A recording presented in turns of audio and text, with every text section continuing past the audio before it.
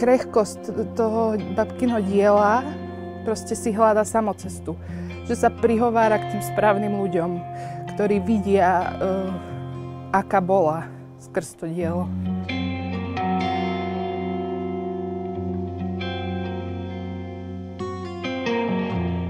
Vždy som tú energiu z jej diel tak silne vnímala. Aj to, ako mi rozprávali o babke, že skrz rozhovorov s rodinou a cez tie diela som si vytvorila taký silný vzťah k nej.